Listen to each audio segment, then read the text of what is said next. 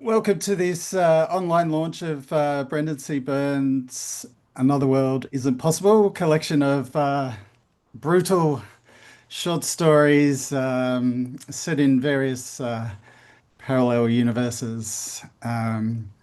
So just a bit about the event. We're going to have a chat to Brendan at the start about the book, how the book came about. Um, and then we're going to launch into a panel discussion with our special guests, Andreas, Will, Lewis, Joanne, and Henry.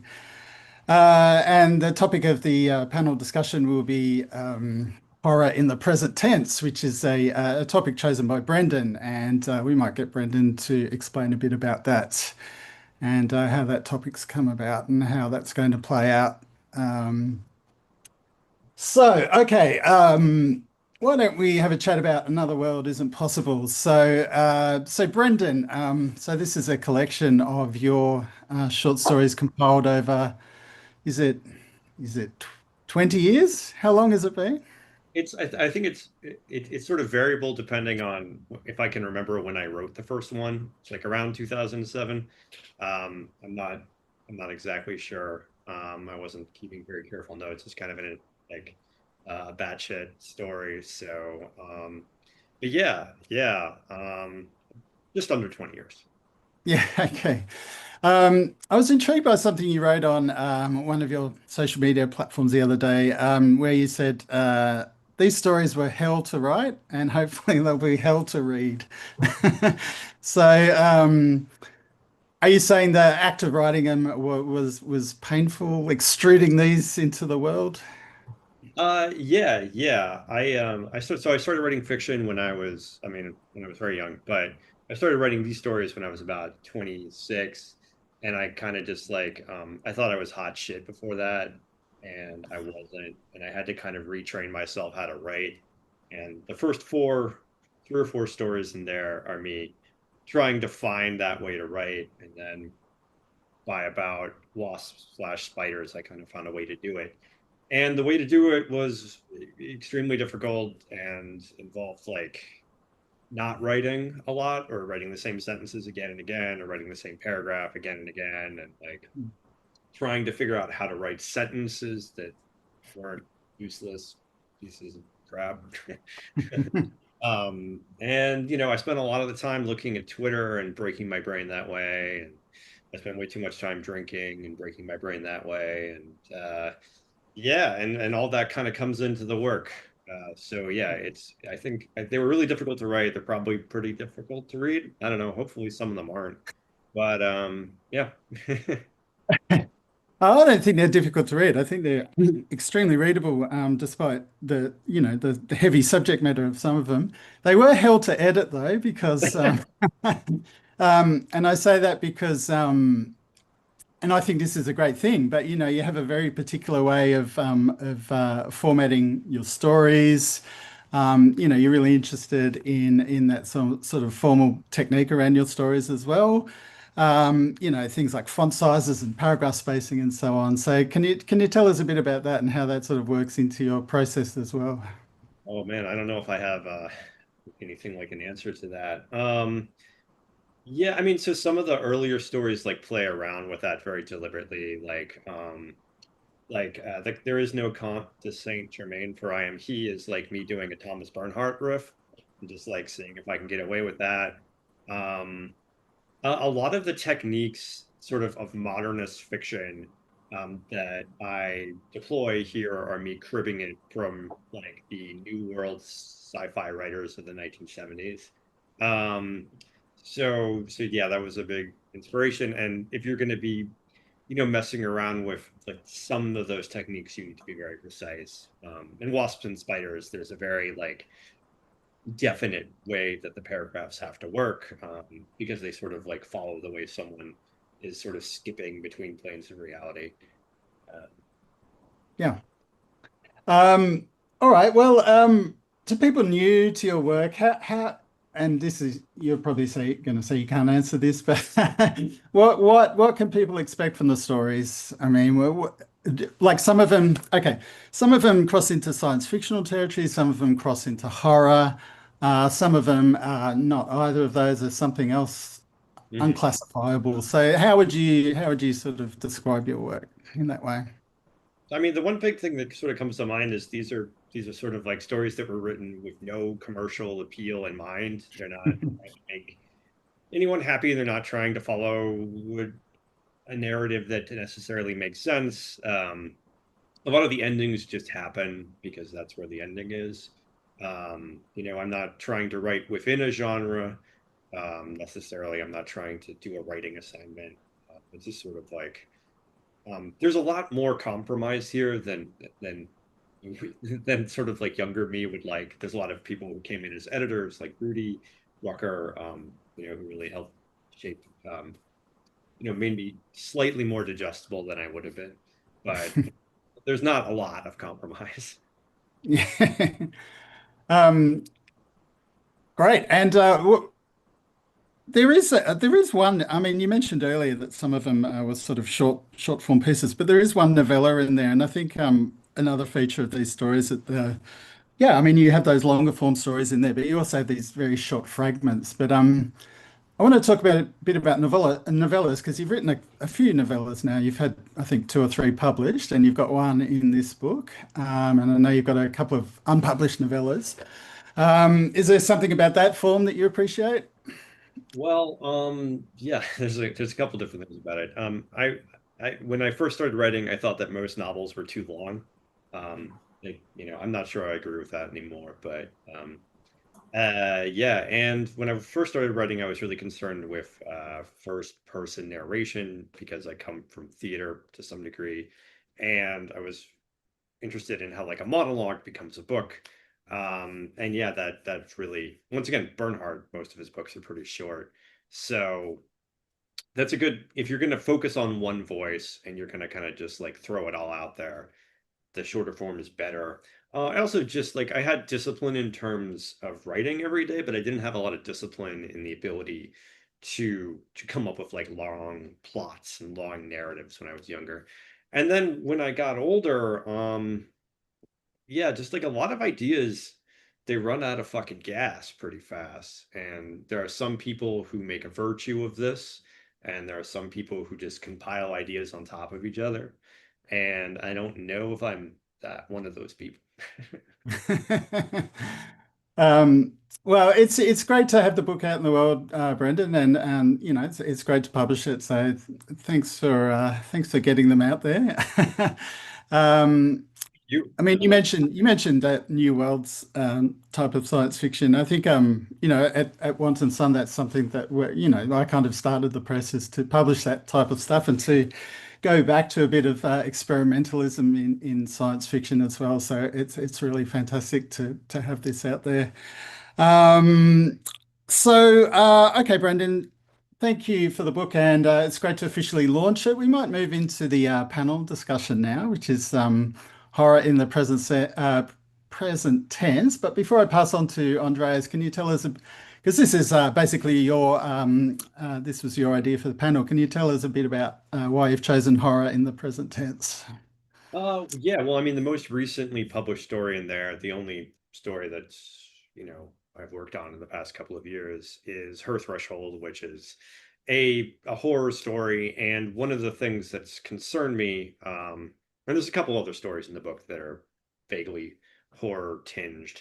And one of the things that sort of concerned me as a reader and a writer and a critic is, how do you write horror in the contemporary? Because when we think about like certain elements of horror, it's very historicized, right? So you have sort of the classical ghost story, which is, sort of about dealing with modernity. And but that was all composed hundreds of years ago. And if you look at like M.R. James or someone like that, that's like the perfect example of the ghost story. And it's not American. And when you come to sort of like look at American horror, you start thinking about people like Stephen King. And if you look at Stephen King, his particular concerns were what happens when you mash up EC Comics with like Peyton Place or the soap opera in the literary version of soap opera. and you sort of create the mainstream American mass market novel. And we're miles away from that. People say, why isn't there a Stephen King anymore? I'm like, well, the readership that he was writing for doesn't exist anymore. The concerns, the historical concerns that he was writing for don't exist anymore. And sort of how do you do that? And there's sort of another concern in there with sort of like, how do you write about technology in horror? Because the our current sort of techno political landscape is living hell, and it's horrific. And talking with Will and Henry, I was reminded of that. Um, and yeah, and Mackenzie Wark said, whenever Tim Mon's book came out, 5 or 6 years ago or whatever, no, before that, it was pre-COVID, maybe 7 years ago, that if you want to write about the contemporary, you're writing about science fiction. Nobody can write about the contemporary without writing science fiction. And I wonder now if, like, writing about the contemporary world we live in is not writing about horror. And yeah, those are the things. Like, just like Mark O'Connell published a piece on Gaza today. Just reading it, I almost wept. Like, and you're just describing the stark facts, what was happening. There was no embellishment. So yeah, that's sort of what I was thinking. And I think, I thought about my friends or my colleagues and people who I'd be interested in here speaking about this. And I thought, I don't want to sit here and just like read my fucking book. Like, I want to hear what people have to say. Yeah. So yeah, that was sort of the idea. All right, fantastic. Well, I'll pass over to Andreas Fakari, who will introduce the panel and give each panel member a question related to this theme, horror in the present tense. But first, a short intro to Andreas, who is a fantastic writer in his own right. So Andreas Fakari is a writer and translator from Argentina, now based in Australia. Um, I think Andreas's writing crosses over very well with all of the themes that we've been talking about here as well, the crossover with science fiction, horror, and the everyday. Andreas has published various novels and short stories, and was also the first Wanton Sun author with his collection of short stories called Hypercapitalism and Other Tales of Planetary Madness. So I will pass over to Andreas, who will introduce the panel.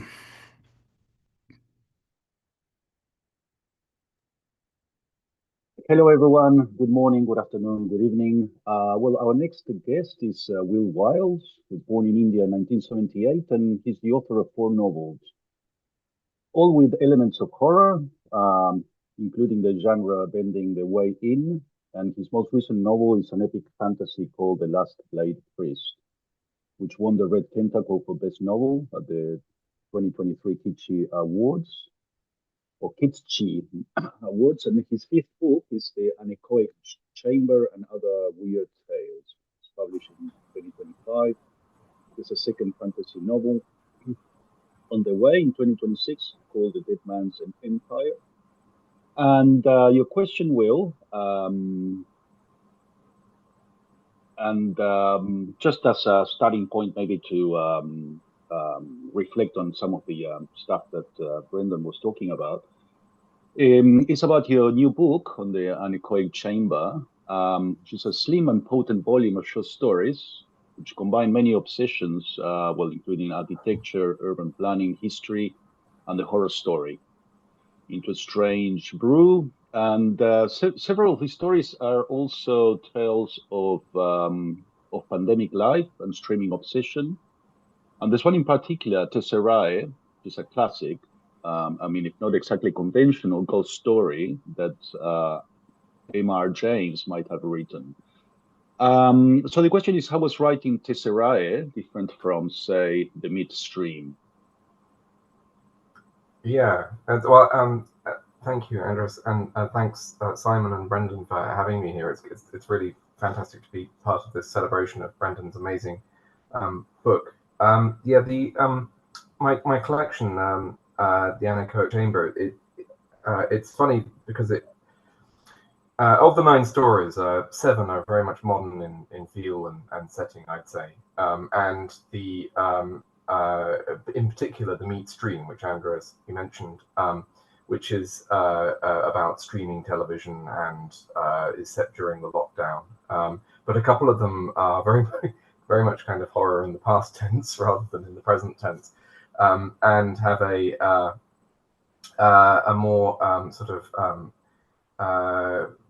as Brendan was cribbing Thomas Bernard, they take more from the sort of like the originators of this kind of story. But one thing that most of the stories, in fact, I think almost all of them have in common, is that they had their origin during the pandemic, during the first lockdown in this country, in the UK. I found in the few hours I had available to work each day that I was unable to write anything long form, and I instead and I struggled with this a great deal, and I couldn't focus on writing any novels, but I did find that ideas for short stories came rather easily. Ideas, particularly for weird and horrible short stories, came rather easily, and the Meat Stream was one of those stories, and is the only story in the volume that actually has a pandemic setting. Although the pandemic kind of creeps in around the edges of a lot of the stories in unexpected ways. There's one about clearing through the effects of dead relatives. There's another one that involves a possible epidemic. There's an odd kind of like influence of disease, even if there is only one pandemic story. But the one of them is Tesserae, which is a deliberate sort of homage to M.R. James, and is a kind of when I was sort of writing proposals for the stories and descriptions of the stories, I sometimes called them weird tales, I sometimes called them ghost stories, and I realized quite later on that calling them ghost stories was very inaccurate, because there aren't actually any ghosts in them.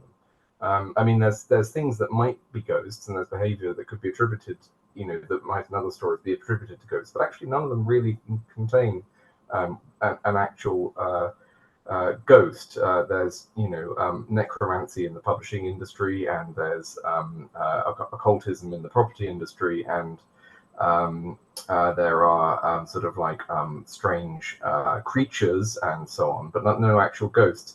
And Tesserae is one of these is one of these stories that has no ghost, about a mosaic which only exists as pieces. People are trying to reconstruct it in an Edwardian setting, and the kind of there's a horror to what they discover about this mosaic, or they uncover about the Tesserae, what the Tesserae are meant to portray, which is not a simple answer. But the broader horror really is a more modern one. It's the fact that overshadowing the Edwardian ghost story, the tale of the doomed antiquarian and so on, is the First World War. This immense horrifying event of mechanized death that lies in the future of the story, but not in the but not in its present. And so it has it takes on a great this sort of curious Roman exercise in occultism that's being examined by Edwardians, takes on a sort of horrifyingly modern import, with the fact that 2 years or 3 years after the story is set, that the First World War arrives. So how is it different? Well, they all, with the exception of just a couple of the stories, they were all, as I say, either started or entirely written during the lockdowns. And Tesserae was written in a great fit of enthusiasm. A lot of it was written during the lockdowns and sketched out at least, and then it was completed more recently. And at both times there was a kind of a sense of a sort of feasting on it. I was enjoying myself a great deal, because I was deliberately trying to write something that was in the M.R. James mold, the sort of doomed antiquarian mold, and having tremendous fun doing it. And I'm afraid it wasn't hell to write or hell to read. I hope it's and it was felt like a kind of like a sort of a communion with the the stories that I had enjoyed so much as a, when I was learning how to write these things and learning that I enjoyed them. And I felt that at one point I was writing so freely on it, and I thought, oh, this is going to be a 4,000 or 5,000 word story, and it's 8,000 words. I thought maybe I should make this into a novel. But as Brendan says, some things are just better just not to outstay their welcome, and it's best as a story. It's a simple idea, and the weird tale is a perfect format. And you see this in Brendan's collection as well, because it's a way of exploring one idea. It's a perfect venue for a single idea. And I think that's one of the things that helps them as navigational aids in the modern age as well, because it's we have an environment that's blitzed with ideas, and to have the short story format in which one can kind of turn something over and look what's underneath it and turn it inside out and so on is very good, which is kind of what happened in The Meat Stream, which is in some ways the most modern story in the collection, and it's I think also the one that's closest to Brendan's stories in its kind of body horror and distinct modernity and so on. It was originally it's about two people who are during lockdown. They're working from home. They're a couple, and they are looking through the different streaming services on the TV, and one of them is just nothing but pictures of cuts of meat. Glistening and being slowly cut or whatever. It's a kind of meat pornography. And one of the couple becomes obsessed with this, and eventually they discover that something is oozing through the television as a result of it. And this kind of horror sense of it was originally I wanted it to be about steak, and it was going to be called Prime Steak, like Amazon Prime. But I was approached by a magazine, a barbecue magazine, who were doing an issue about kebabs, and they said, do you have any stories about kebabs? And I said, boy, do I have a story for you. And and it was a pretty easy job to reorganize it for kebabs. And also, I think kebabs work better in some ways, because kebabs are the kind of like grotty street food that we really craved at the time. They're fantastic. I mean, it's not grotty at all. It's lovely, but I mean, a really good kebab is the sort of thing that there's no way of cooking at home. You can't prepare that stuff at home, and it was what we really missed during lockdown. So that was the sort of the pleasures we were denied. So that's so there were very different things. I made myself ill during writing The Meat Stream, feeling ill about it. And it was later anthologized in a collection, in a sort of best of collection before this collection. And one of the Goodreads reviews said, I was so disgusted by the story I couldn't read any further, and I felt that was kind of a success, really. So that was very different, because Tesserae has the kind of like drawing rooms and stately homes kind of feel, and it's very, very different in mood. So that Good. Yeah, it's no greater accolade for a writer than when someone says, I couldn't. Your story gave me nightmares. I couldn't finish your story. You're doing something right. Okay, thanks, Will. Well, we might get back to you on the last part of the roundtable. We should move on now to Joanne. We'll ask you. Hi, Joanne. How are you going there? Hi. Hi. Good. Okay, briefly introduce to you. Joanne McNeill is the author of the novels Wrong Way and Lurking, and she's a columnist at Filmmaker magazine. So in 2010, you published a piece on the Huffington Post in which you indicated that you indicted literary fiction for refusing to engage with the contemporary technological and mediated landscape. Citing from you, you're saying that the average fictional character is either so thoroughly disinterested in email, social media, and text messages, he never thinks of it, or else hastily mentions electronic communications in the past tense. I was wondering if you had any thoughts on how this situation has evolved and what literary fiction, whatever that means. What's its new relationship with emerging technologies? So yeah, over to you, Joanne. Yes, Sure. can I mean, build on that a little. yeah, of course. I wrote that piece in 2010. So obviously a lot has changed in technology since then. That was 3 years after the iPhone emerged, and it still wasn't something that every single person you knew had a smartphone in 2010. It hadn't entirely become as saturated as it is today. But I was thinking about the early fiction about the internet, which would have been about the time of the 90s when the World Wide Web was just becoming mainstream. And because the web was text-based, you did come across some interesting novels in the 90s that engaged with online experiences, online dating, finding secret texts online, because it was a typical kind of literary journey, the way that you could write a book about discovering a secret book or something like that, because it was text responding to text. So writers like Marge Piercy, a number of writers in the 90s were able to integrate the online experience very fluently in literary fiction.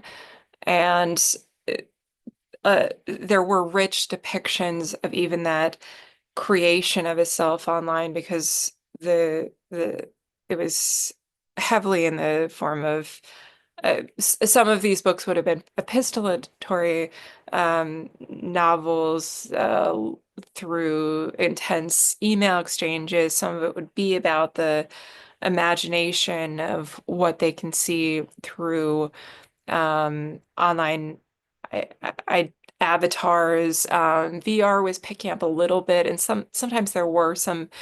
I think of the VR in the 90s as more of like a moment in contemporary film, because you had various scenarios that you could transport people to. But there were novels about VR as well. I think Richard Powers wrote one, and I still haven't read it yet. But by the time I wrote that piece in 2010, the internet had changed significantly. We had experienced about a decade of social media through broadband, where images were associated with the text. People used their real names. Email was constant. At your job, you probably worked behind a computer and you sent um, messages, instant messages to your friend on this desktop computer at work when you weren't at work. And this sense of like how the internet had already, even before smartphones, become this crucial mechanism to connect with others. It struck me as strange that it was so absent, as opposed to telephones or that early 90s moment of emails. Where was social media? Now, at the time I wrote that piece, there was a lot of antipathy from literary fiction, literary journals toward the internet at all. And it struck me at the time, I think there's, if I were to revisit this argument in a 2025 context, it's very different. But in a 2010 context, it felt very resistant to the possibility that someone might have writing skills who is not within a traditional background that becomes published by established publishing houses, that finds their way into journalism, that might have their work published in the New Yorker or the New York Times, that the traditional backgrounds that tend to divorce the majority of us, which would be going to a prestigious school, having wealthy parents, having family members in this literary community, and access to these kind of gate-kept spaces. What the internet provided through blogs and social media was a chance to show that you have writing skills, and broadcast it without anyone without a gatekeeper deciding whether it's good or not. And my writing career largely happened because I had a blog, I posted whatever I wanted. Editors from what might be considered prestigious places found this work, reached out to me, and over time, that's how I became a writer, just through opportunities through my blog. And I thought it was interesting, especially in the case of suspense tales, mysteries, even horror, where if you just had an iPhone on you, the plot would disintegrate because, you could just call someone and find something out. And there were so many stories that I felt like, because in addition to the online experience being absent in literary fiction, in just traditional kind of suspense narratives, I was noticing a lot of things with like someone left their cell phone behind or ran out of batteries, and that's why this happened. And and it was still at a time that you couldn't necessarily count on it that someone else at the bar would have a phone on them. There were enough gaps in the concentration of smartphones that, you if okay, the batteries ran out, I'm with you. I trust that you genuinely did not have a map to go where you were going. And there was one movie in particular that I reference often called The Ruins, where a cell phone, it's this like mutant plant inside a I'm not going to get lost into discussing it, but there's like a very funny way of how they deal with like a missing cell phone, and it's quite cleverly done. I think that was 2008.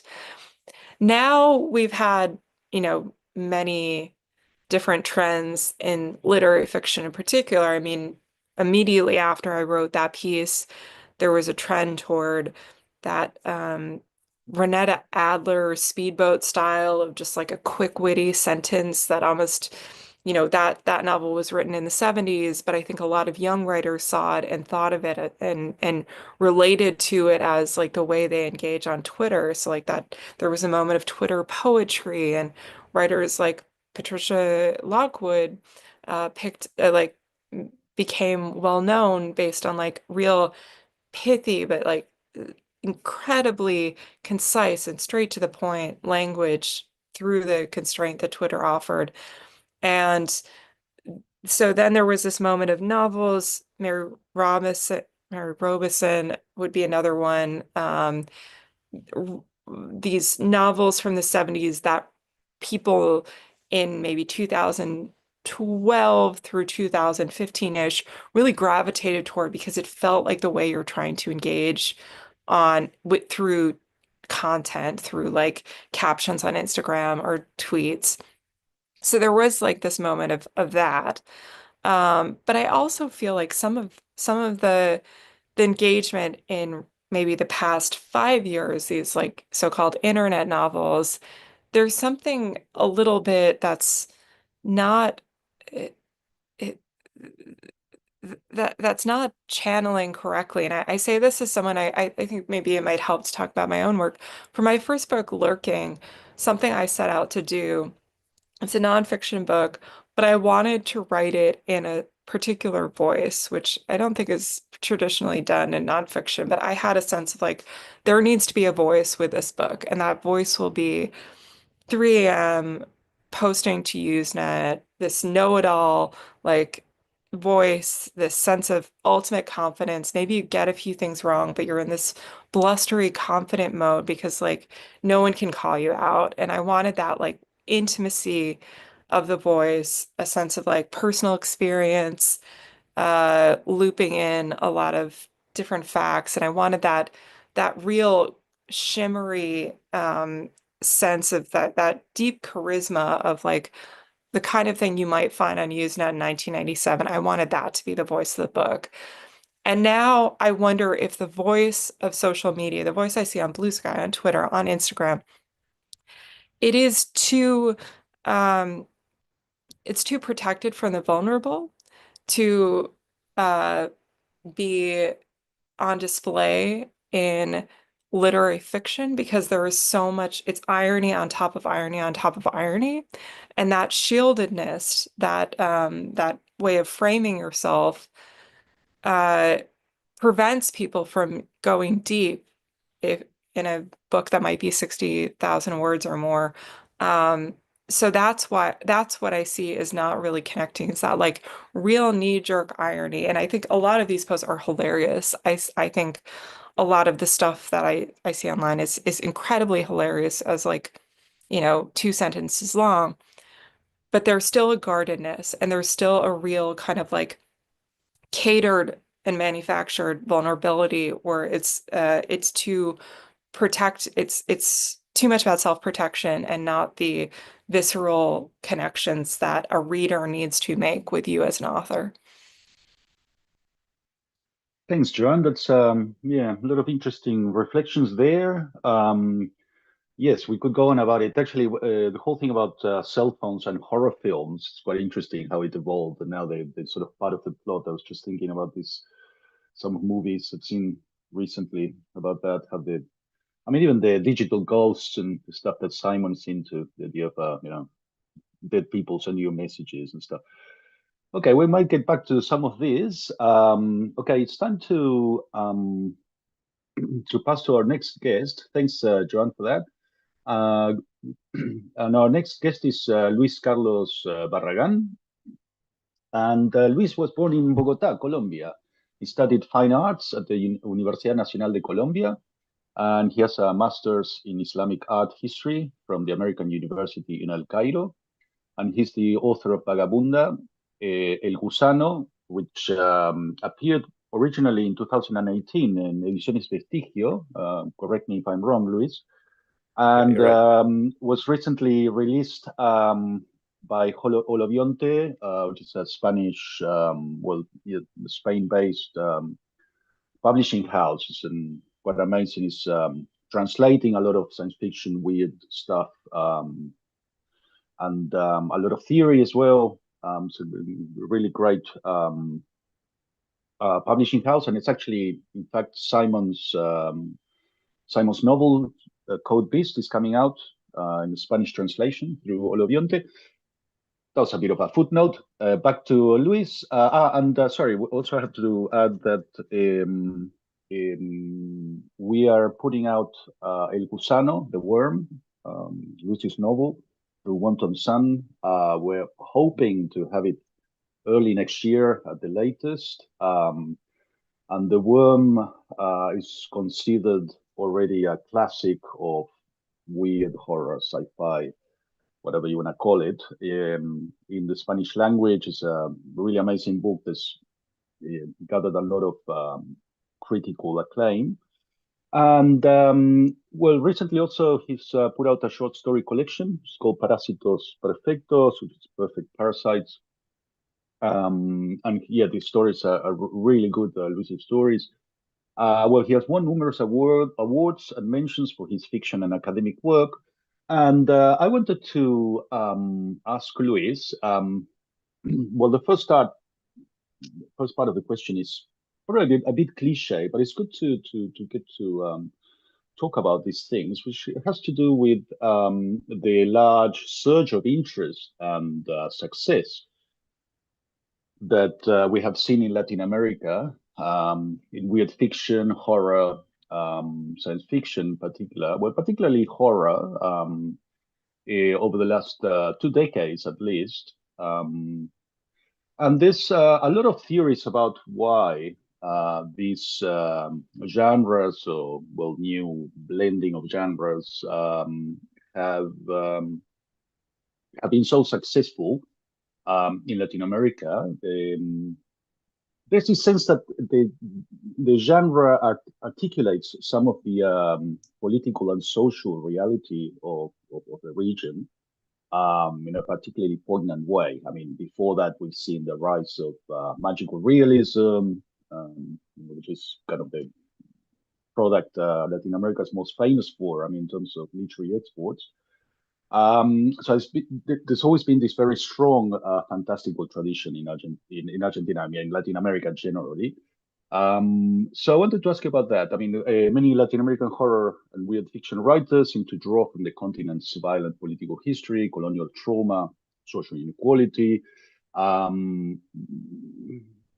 how do you think that these two things articulate, or how the genre articulates its political realities? I also wanted to ask you, now that I'm at it, some of your influences or figures or novels or works that in this tradition that maybe you got an inspiration from.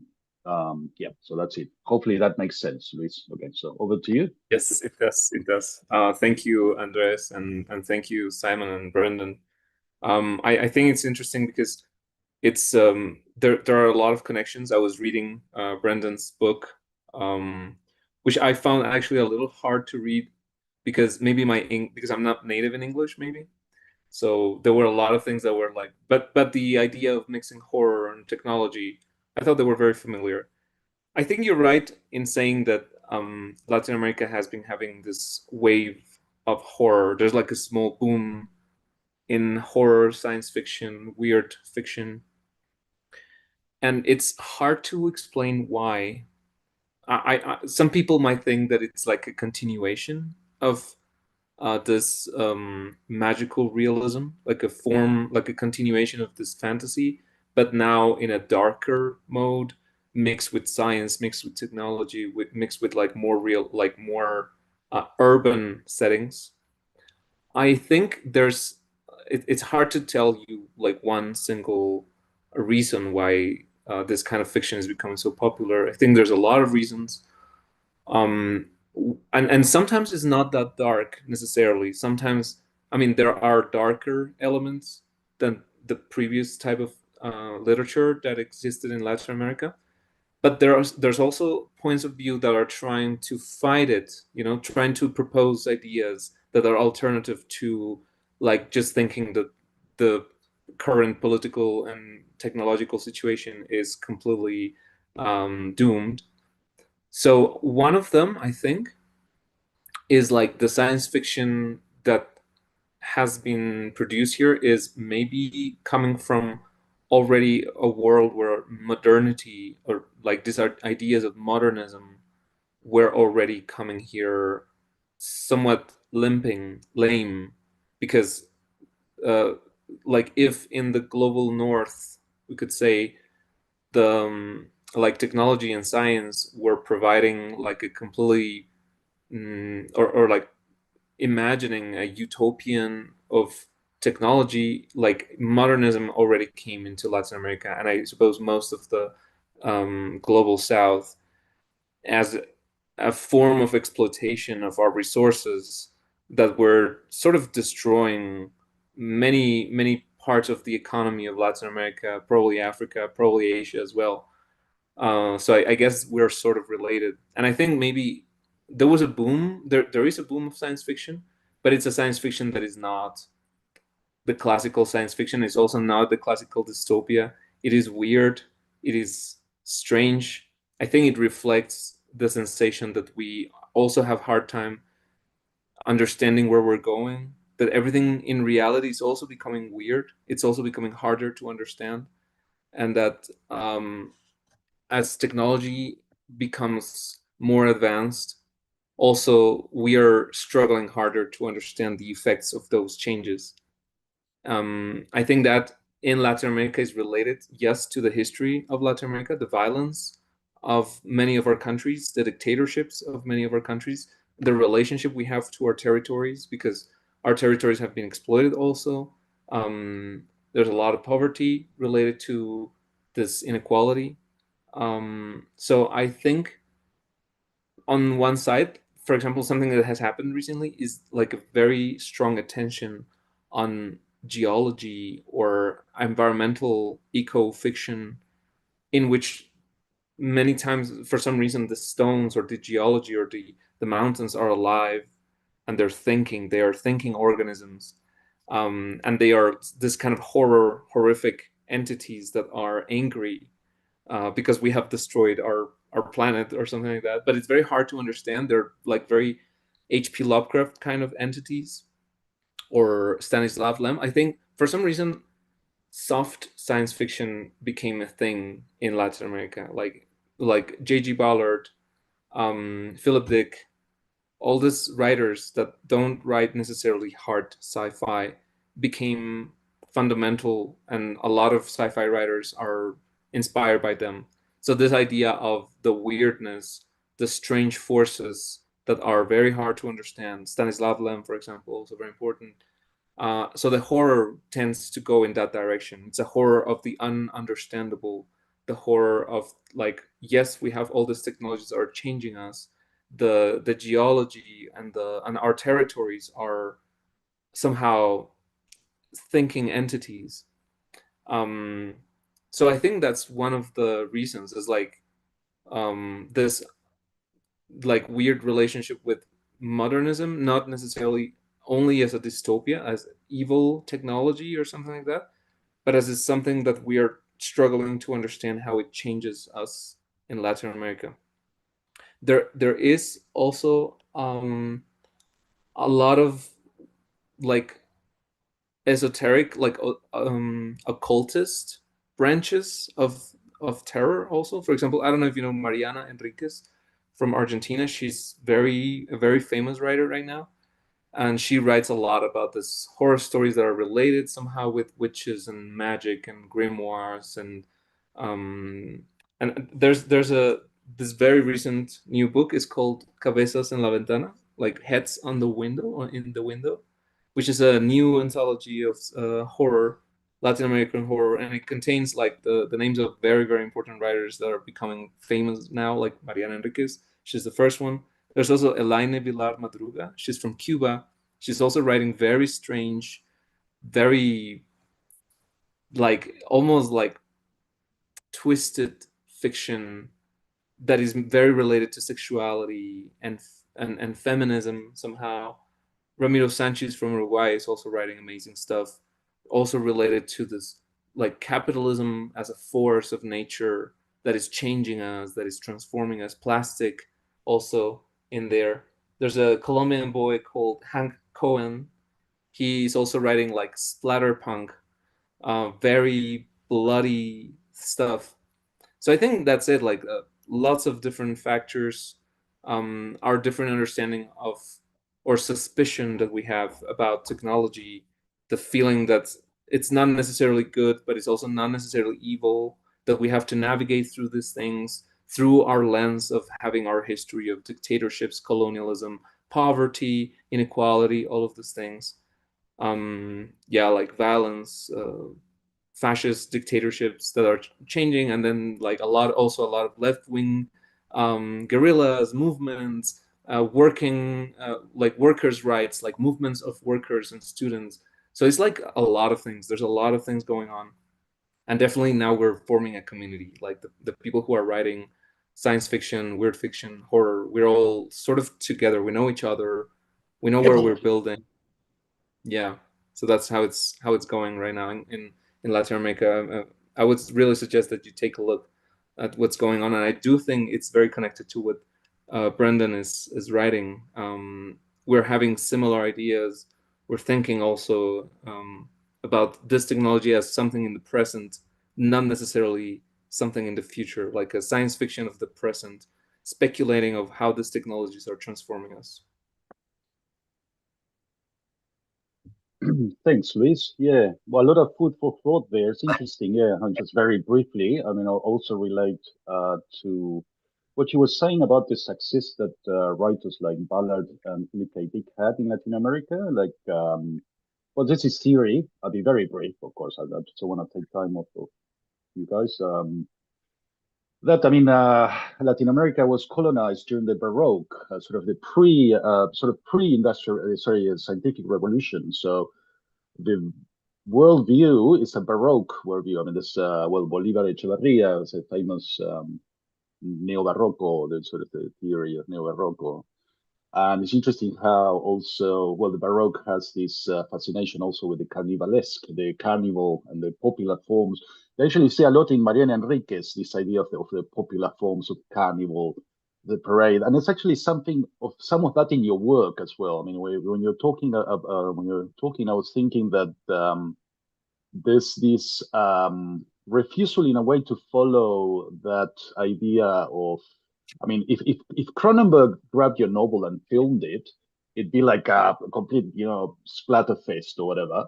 but there's something kind of quite beautiful about I mean, about your body horror in a way. There's something like almost utopian, or something that you really want to be infected, kind of thing. There's so it's quite beautiful that how you do that. But anyway, we'll have plenty of opportunity to talk about this in the future. So I just want to move on because we've got around 7 minutes left. So I just wanted to maybe just get some parting thoughts from everyone. What do you think, Simon? Do we have enough time to maybe just do another round? You think? Yeah, I mean, we have time. I mean, if no one has to go anywhere, we can go. For sure. Yeah. Yeah. So okay, It'd by be great to, order of yeah, it'd be great to have appearance. Sorry. By order of appearance, Brendan, back to you. I mean, do you have anything else you want to? Yeah, open mic. No, I just wanted to acknowledge that Henry has arrived. How you doing, Henry? Very well, thanks. Henry Wessels here. I got the time wrong, and Brendan reminded me. Thank you for allowing me to jump in. I don't know whether you covered any of the things that I had been talking about, Brendan, in some of our exchanges before. I wanted to give a shout out to The Darkening Garden by John Clute. It's a 2006 book. It's really a lexicon of horror and a way of thinking about horror as an element of the fantastic, and it's really useful for looking at things. It's been reprinted in one of his collections as well, so the essay is available. And I think for me, what that articulated was the way in one of his chapters he calls it the revel. There's a moment where horror, the full horror unfolds, and everything just is right out there and so direct in a way that mimetic fiction can never do. And I mean, that's going from 0 to 60 in 3 seconds. But I think that's one of the strengths of this mode of writing, that you can talk about things that other ways of writing and thinking about the world don't come close. Yeah, and I just wanted to cede my time to Henry because I wanted to make sure he pointed that out because I thought it was an excellent point. That sort of helped what I was saying earlier about politics and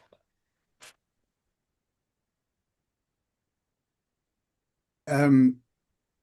Yeah, thanks, Henry. Yeah, it's good to get that perspective. But yeah, so Andreas, I don't know if you wanted to ask Henry that question that you had prepared earlier. I mean, we could go into that, or we could go into the yes, for sure. Yes. Let's panel discussion.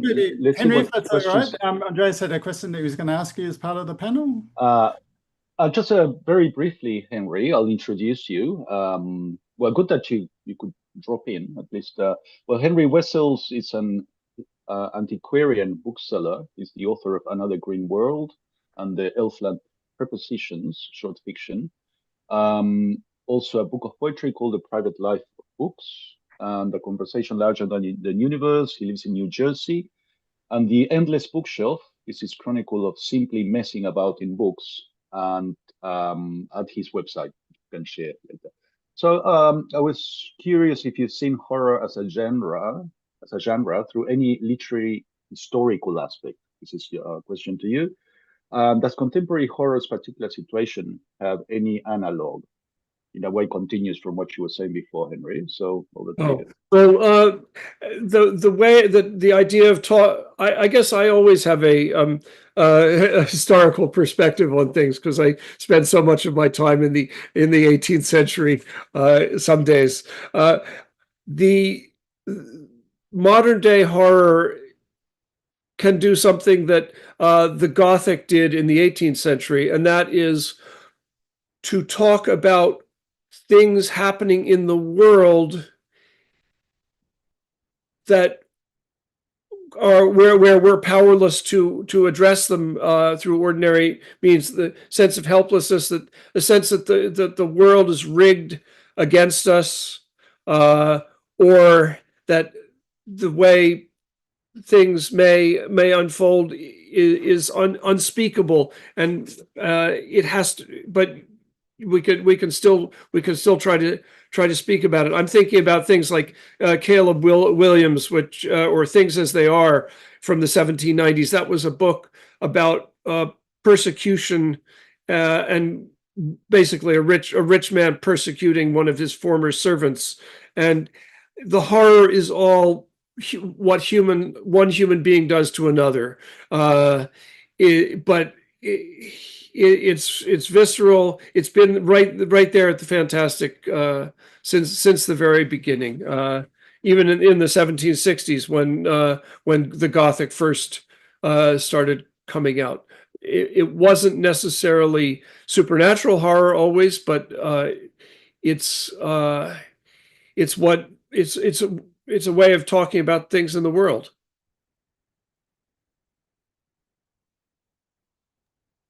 Thanks, Henry. Okay. Shall we? What do you want to do, Simon? We have 1 minute. Shall we go over a little bit? And, Yeah, we can. No, we can go over a little bit if people are happy to do that. But yeah, I all right, mean, yeah, for sure. Yeah. Maybe just get another round of from our guests. Yeah. well, if anyone has any closing comments or Yeah. wants to comment on Closing comments, or we can go back to Brendan. Or so yeah. I have just some closing thoughts, which is to respond to comments made earlier by some guests, which is that bringing together a community like this, what One Sun is doing, Simon, your website Ballardian for many years put together a galaxy of thinkers, writers, and Brendan has always been like the ultimate literary citizen. I mean, that's such a corny way to put it, but he is always there for relevant readers. Somehow he finds those writers who are fellow travelers in genre fiction, science fiction, horror, the unusual, the weird, and this is this is how we get a better work out there, is these rigorous conversations, which in many ways Brendan has been great at, like keeping these conversations alive and making sure that people continue to care about the work that has it might not be on trend anymore, but remains more relevant than ever. Thank you. Yeah. Thank you. I think if I could add something, Henry was absolutely right to bring in the Gothic as a very much a sort of keynote in modern horror. I think it's overly associated, I mean, unfairly associated with kind of some quite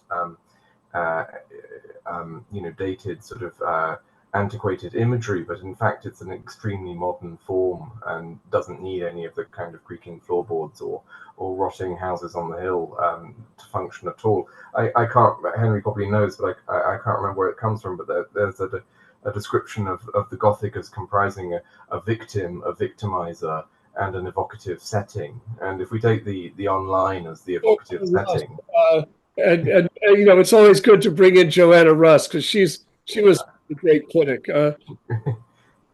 in a sense, we're all in some ways all the victims of the kind of degenerating online kind of environment, and which is nicely captured in a lot of Brendan's work. And I tried to do my own modern Gothic novel in The Way In, which was utterly purged of anything which was more than 2 years older than the book itself. It was entirely within a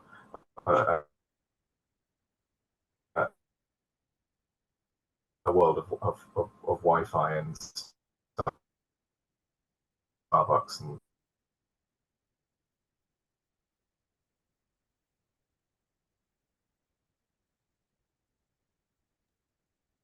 I think it froze. Are you guys okay? Yeah, I think Will was talking about digital ghosts, and I think they got it. Okay. So you can see the same yeah. thing I can see. Okay, it's not Yeah. just me. That's why I wanted to check I think that. lost Will there. Okay, so that's a shame. Um, okay, any other thoughts, Brendan, Luis, Simon?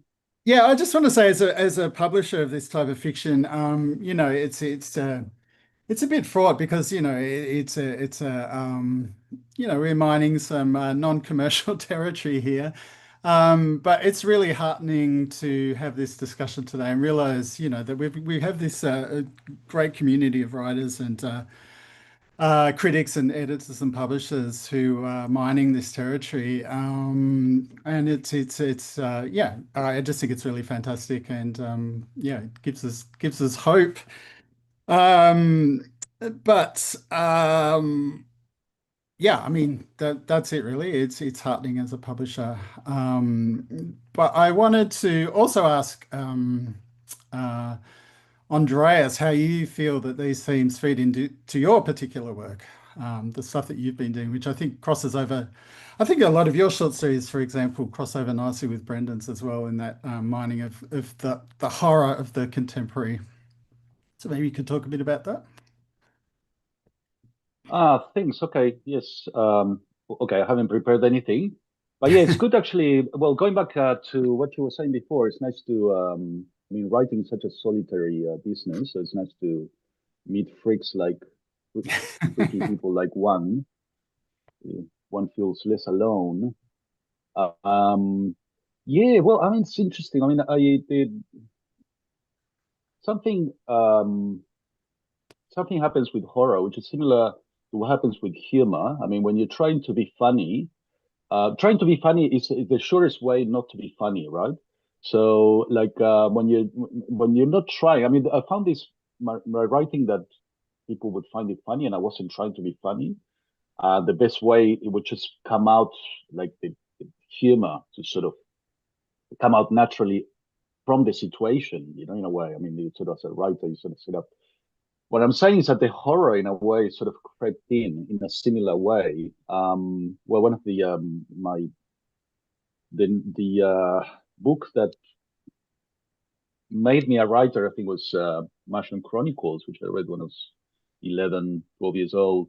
And when I read it, I said, I want to do this. And you can see that actually already Martian Chronicles is a blend of horror and science fiction. Bradbury did this blend very well, very masterfully. You know, there's almost like no genre difference between horror and science fiction in many of Bradbury's stories. So there's that blend. So I actually set out to be a science fiction writer. That was my obsession. And I think as a Gen Xer, I'm having this sort of like experience in our generation of growing up reading science fiction and then getting to 2025 and realizing that we're living in a, you know, dystopia far worse than anybody could have written. So this is in a way, that relation of the genre to the contemporary world, in the case of science fiction, and in the case of horror. And it's interesting, I mean, going on from what I was asking Luis, how horror has become the our main prism, our main mirror to think of the contemporary world, which actually doesn't speak very well of the contemporary world, I must say. It's not very heartening thought.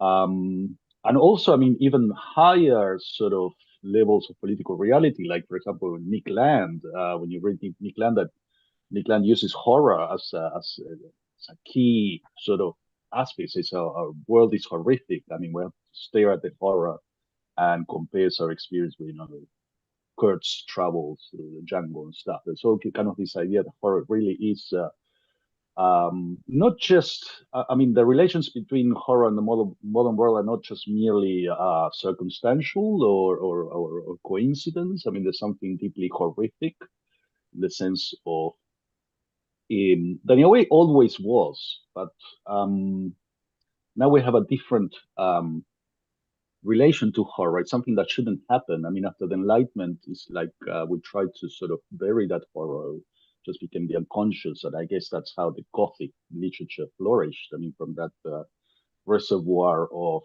the repressed irrational, I guess, of the Enlightenment. I mean, and one of the very plain sort of naive readings of horror. And in the Anthropocene, I think actually the idea that we are seeing a lot of, Luis was talking about occultism. You see stuff like panpsychism, for example, which is a very crazy philosophical thesis that being revived seriously as the idea that the world has agency. I mean, something that we're sort of experiencing in our realities, this type of agency from nature, agency from technology, the idea of a distributed agency, an agency that no longer has its locus in the human body, human mind. So that this idea, that everything in a way is animated, all this kind of ancient use of the word creeping in as well. Already sort of trying to embrace our fall from rationality, our fall from enlightenment, at the same time that we're trying to deny it and we're trying to make sense of it in a way. It's kind of like a double image. This sort of, but I think actually, okay, I'm just going to finish with this thought. I think actually one of the main thrusts or the main motivations behind writing horror is a sort of a resistance to the horror.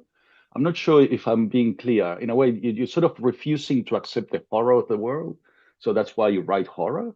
I mean, it goes beyond the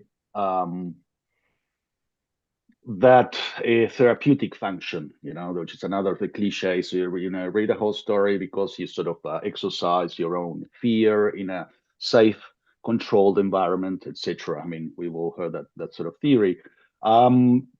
Which I mean, I guess, it's got some truth to it. But I think there's also something ethically sort of deeper as well that's happening in a way. We are no longer writing to make sense of things. I mean, we're writing just to be able to open our eyes and even try to look at the horror. A horror that's become completely incomprehensible to the human mind. I mean, in a way, sort of we go back to Theodor Adorno's sort of whole sort of, he said poetry after Auschwitz, in a way. I mean, or that kind of